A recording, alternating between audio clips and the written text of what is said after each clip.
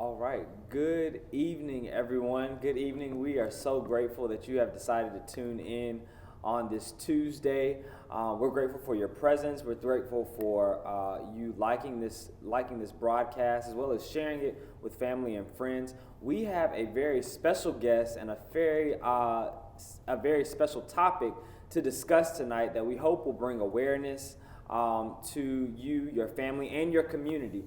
We have with us Miss Kathy Norcott from Piedmont Health Services and Sickle Cell Agency.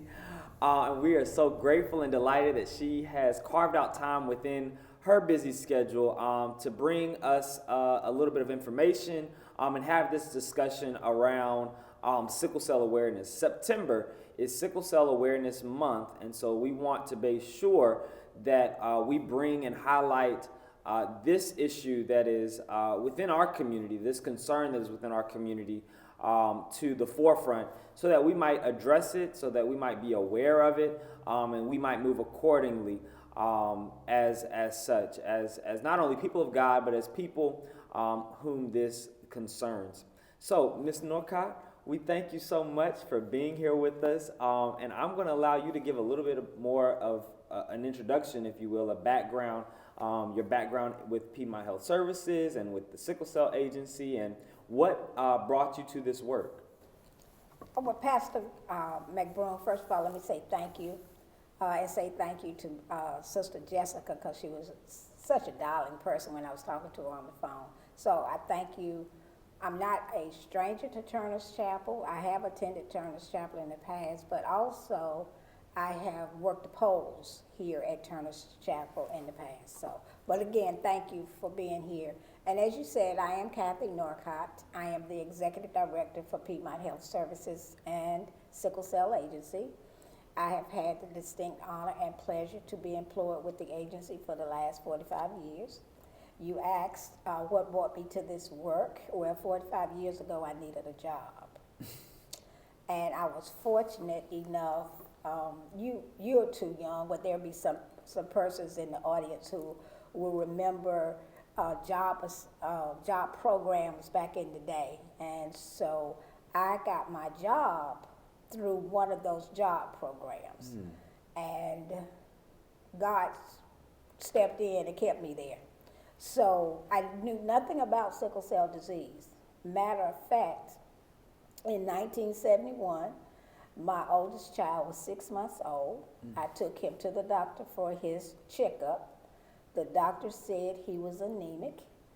That evening, I was reading the evening paper. There was an article about sickle cell anemia. So what I got out of the article was anemia, black. My son was black. The doctor had just told me he was anemic. I did not know that it was two different things, so I weaned him off of his bottle. I started pureeing his food so he would have fresh vegetables and fruits. When he went back for his checkup, he was not anemic anymore. I didn't know the difference until 1977 when I went to work at Triad Sickle Cell Anemia Foundation, and when I learned what sickle cell disease actually is, and what sickle cell anemia, the sickle cell anemia that I was reading in the paper. So I strongly believe reading is fundamental. That's right. And when you don't know, you need to ask questions to find out. So, and sickle cell disease is an inherited condition, not something that you acquire, is not something that you catch from someone. You are born with sickle cell anemia or sickle cell disease, and you have inherited a gene from one mother, that doesn't sound right, from your mother and one gene from your father, and that's what determines the type of hemoglobin that you have inside of your red blood cells. So sickle cell disease is a condition that affects the red blood cells. The red blood cells are responsible for distributing oxygen through all parts of our body. And as I said, the type of hemoglobin helps determine what type you have in your red blood cell. So if the red blood cells contain sickle hemoglobin, as the red blood cells travel through the body, they distribute in the oxygen. If it has sickle hemoglobin, it does not live as long. Mm-hmm. So if you took a string and tied it around your finger, and if you left it there long enough, you have discoloration, and even longer, you start having pain. Mm-hmm. So when you hear about a person having a sickle cell crisis, that means that their blood cells have taken on these distorted shapes within the blood vessels. They become very sticky, and they are prohibiting the flow of oxygen, and that's where the pain comes from. There is not a universal cure for sickle cell disease.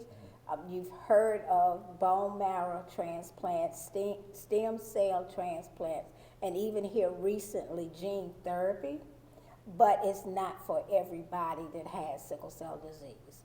But fortunately now, there are some new medications that help treat that, so that persons do not experience as many pain crises, and there's medications to help improve their hemoglobin level. And so people with sickle cell disease they're still being born, they're still dying, but some are even living longer. Wow. So one of the things I just took away from that was to obtain sickle cell disease, or to have sickle cell disease, both parents have to have the cell, and transfer. The mother and the father have to have the cell, and then the child ends up with both of those cells to then have sickle cell disease. Correct? Yes.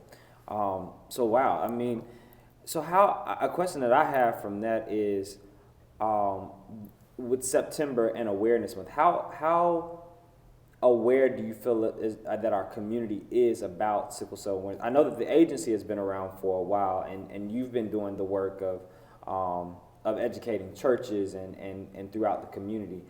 How aware do you feel as though the community is about sickle cell disease?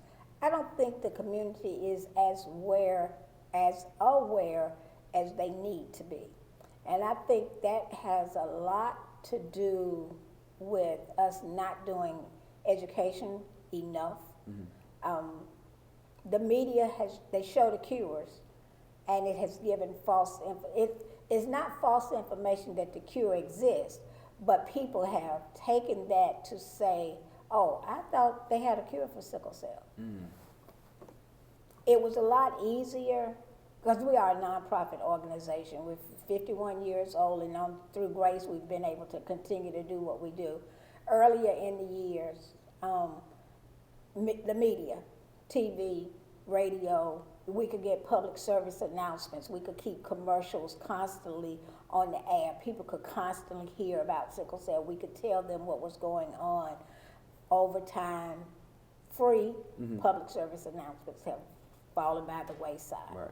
So we're not out there as much because we don't have a lot of money to be spending on TV and radio commercials. Mm-hmm. So we have to depend on communities such as our faith-based communities.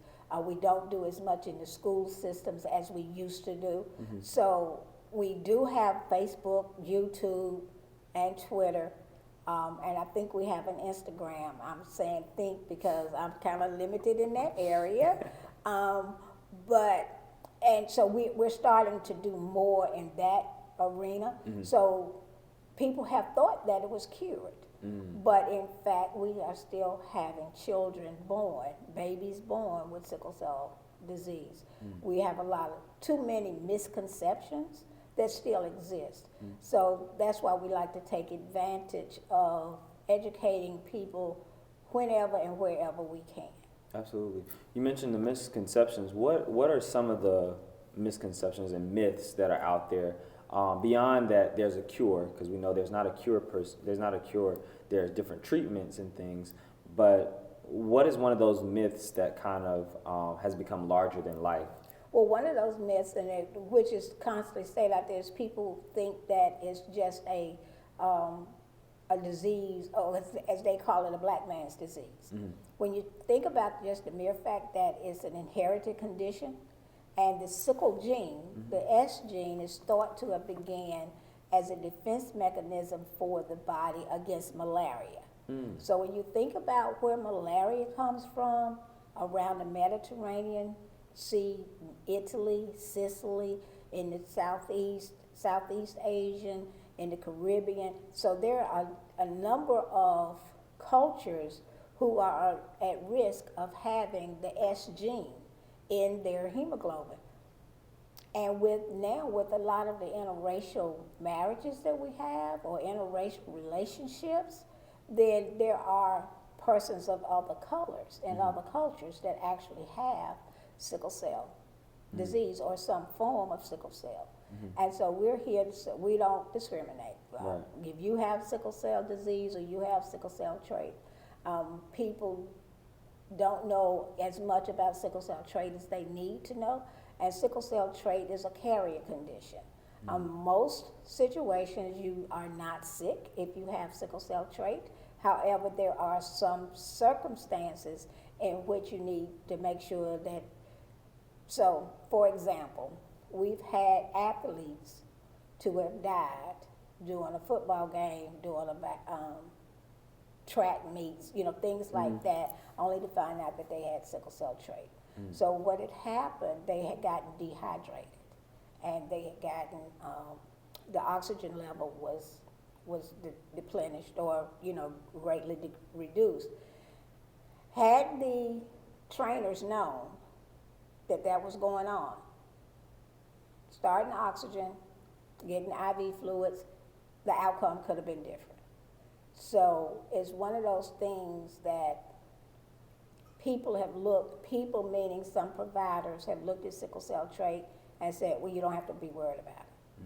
But anything that's not normal in your body, you need to be concerned. You don't have to lose sleep over it, but you have to know that it's there. We need to be better, we meaning our people, we need to be better at making sure that we have a complete medical history. And don't hide it. We unfortunately, our athletes have to be perfect. There's not supposed to be anything wrong with them. Sickle cell trait does not have to keep an athlete from being an athlete. They can still run and jump. They can still make 3-pointers. They can still run touchdowns. It's just a matter of making sure that if anything happens, they're ready to be treated. And that's just a misconception. So what we're faced with, and it's not a bad thing.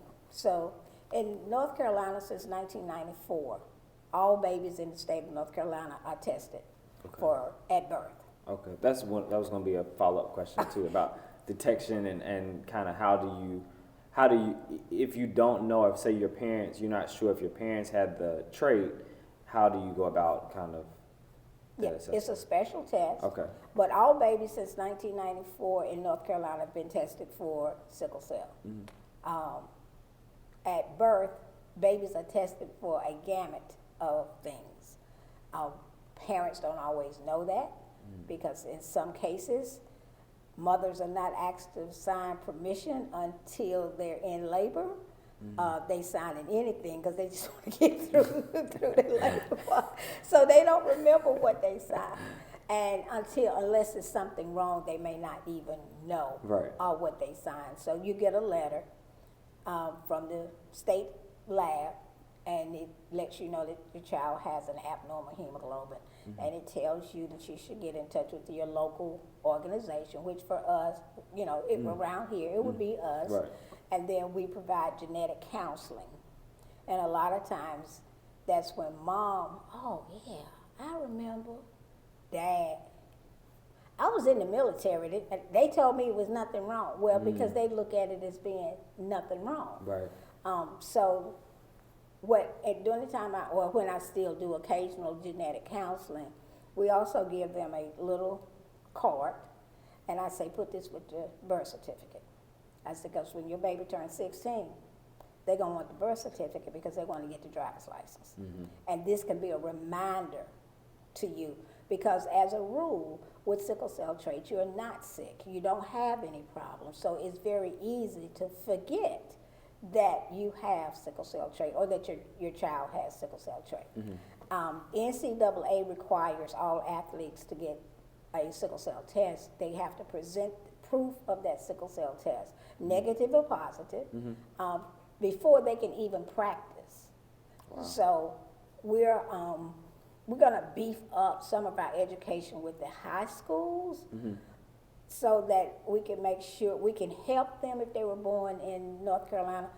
Our main office is in Greensboro. However, we have 6 other offices and we provide services in 19 counties. So we can help them find a copy of their first original sickle cell test, or we can arrange for them to be tested at the health department or through our office.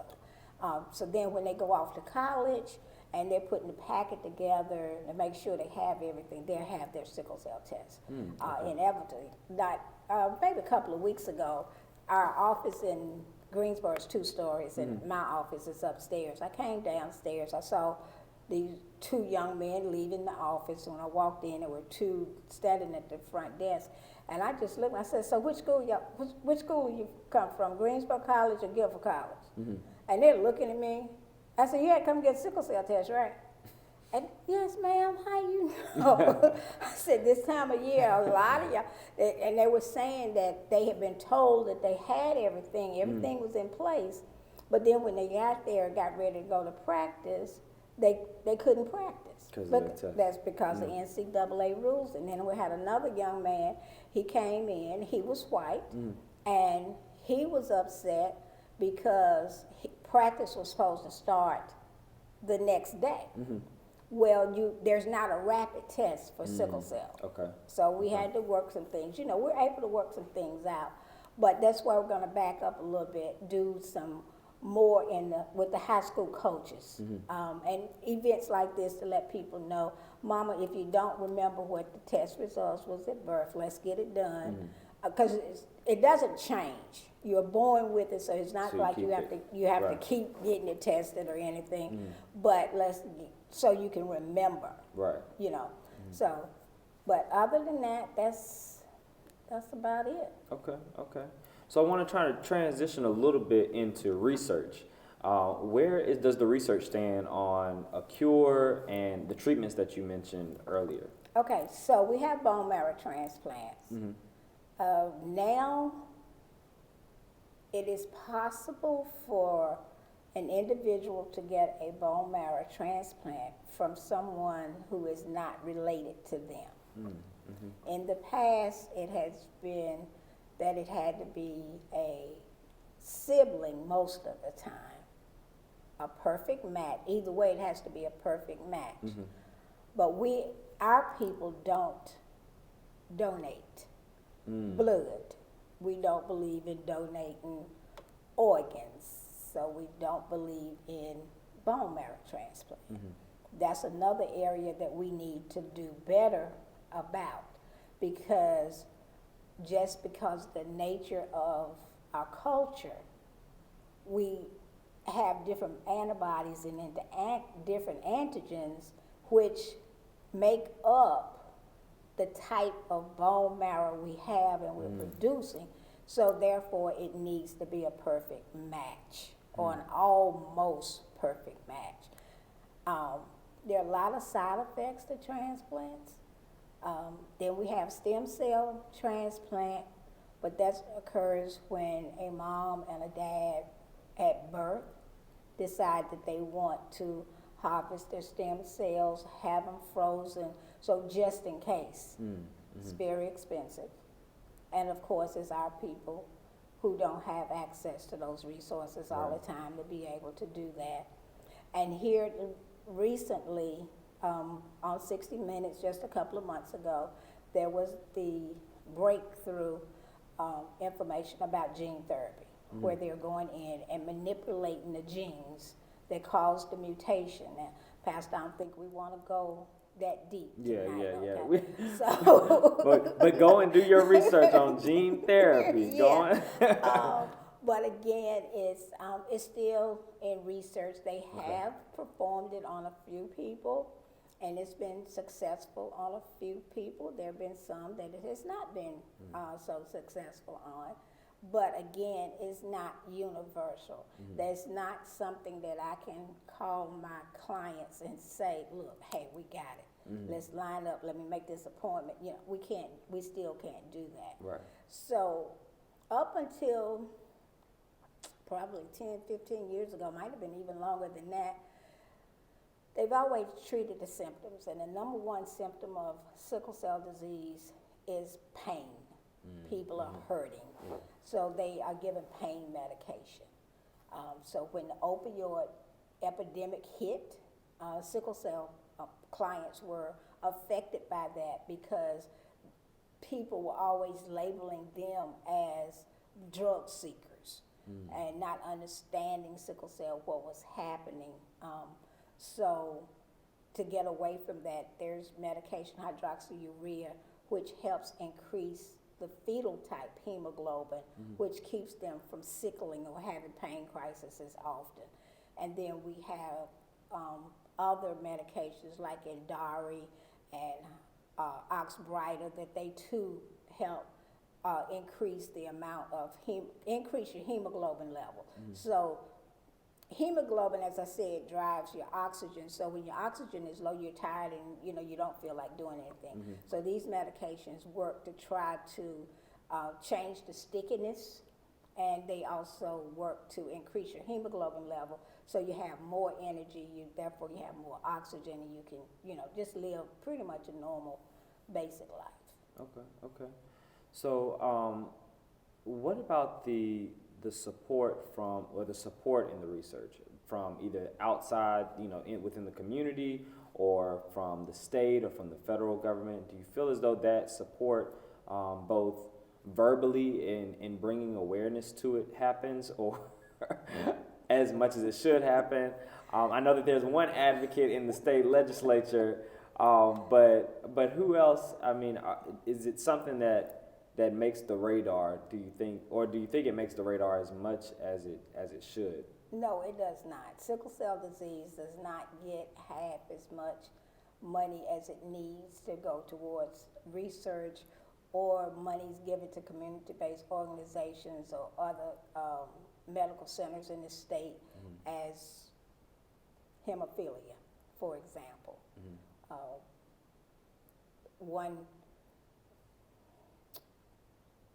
One person, we had a health director here in North Carolina who once didn't understand why there was a program that targeted just sickle cell when just so few people had it.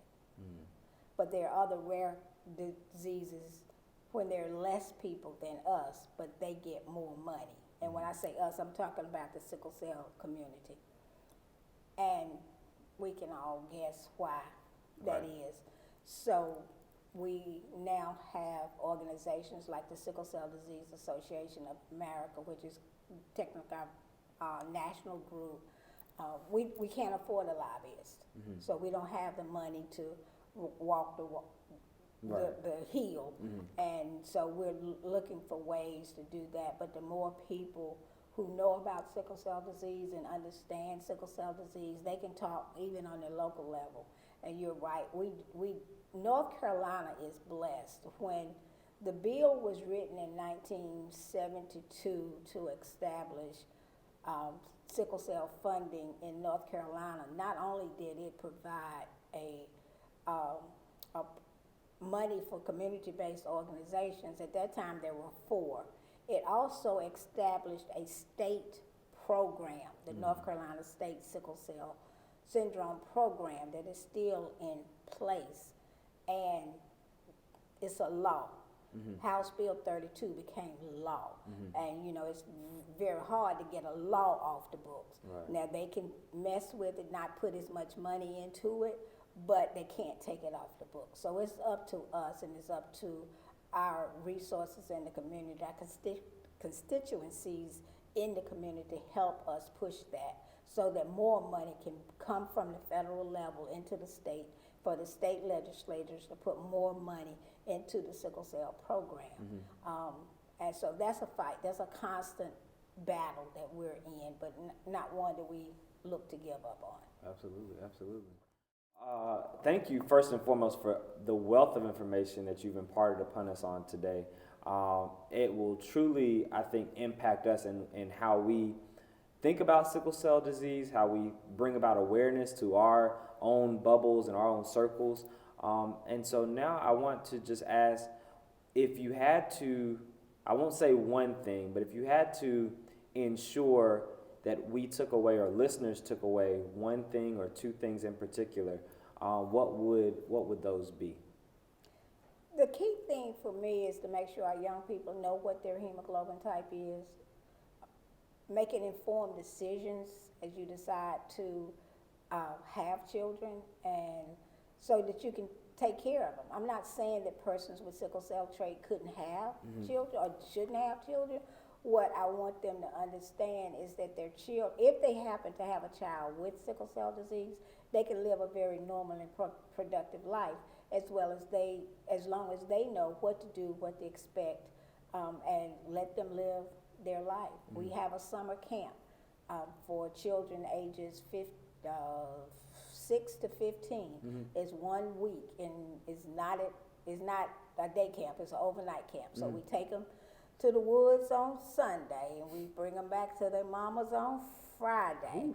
But it's a week of I can, because so often they're told what they can't do. Right. Our adolescents, I need them to understand they can still be teenagers, the good ones. Right.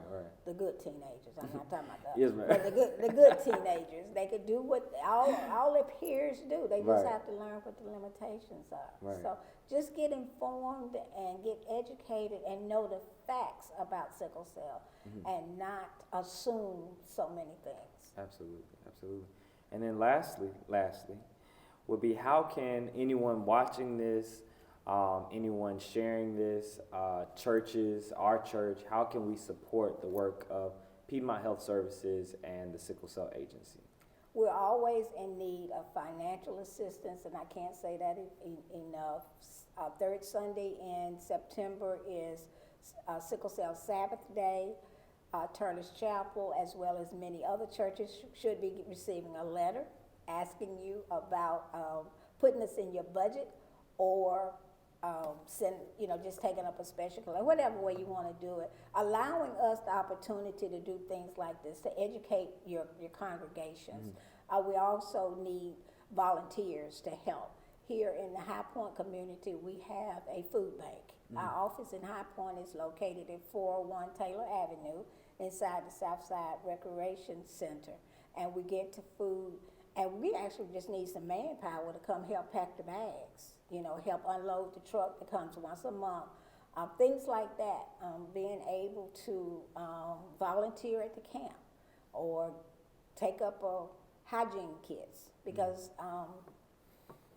many don't have just regular hygiene, For the camp, we always need some twin sheets, We have a baby love program. We need Pampers, So we can always talk about other things. Money is nice, don't get me wrong. We always need money. Right. But there are always sometimes some things that we can just adopt us, and we can work it out.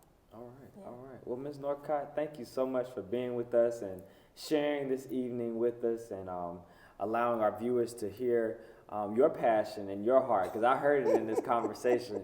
But we thank you so much, and we thank you, Sister Jessica, for your work and for coordinating this, and those viewing. We are so grateful for you viewing, and hope that you would share, and hope that you've learned something tonight.